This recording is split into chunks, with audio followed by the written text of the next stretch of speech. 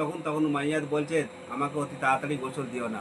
তারপর বলছে কি, লেখক বলছে, সাদা কাপড় পরায়া আতর খুশবু কেন দিলেন ভাই, আজ বুঝি দিলেন মোরে জন্মের বিদায়।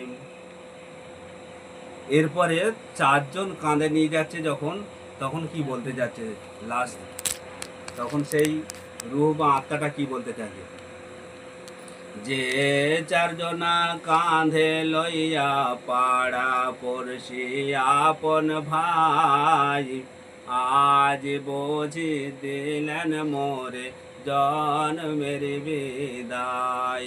ওই চারজন যখন কাঁধে করে চারটে খাটিয়াতে নিয়ে যাচ্ছে, তখন ও ভাবে যে এই চারজন আমার সাথে যাবে, আমার আর কোনো ভয় নাই, চারজন অবশ্যই যাবে।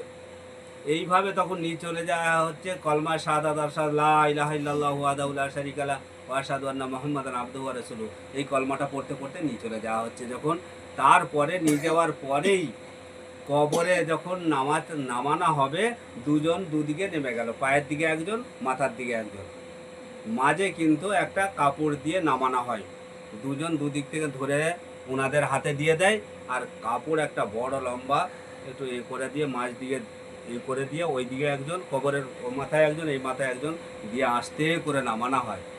তারপরে সে বলছে, রূহ বা আত্মাটা বলতে থাকে, যে দুজনা কবরে নামিল তাহারায় আমার আপন ভাই, আজ বুঝি দিলেন মোরে জন্মের বিদায়।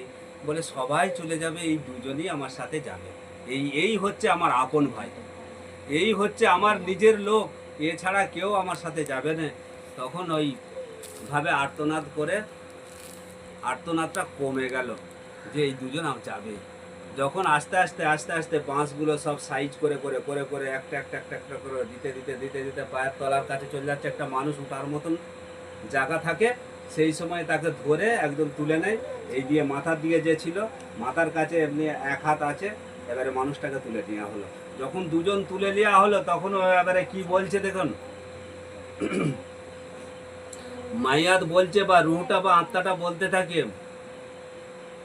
বাপের কাছে দিও খবর, ওলি উল্লার দোয়া চাই, আজ বুঝি দিলেন মোরে জন্মের বিদায়।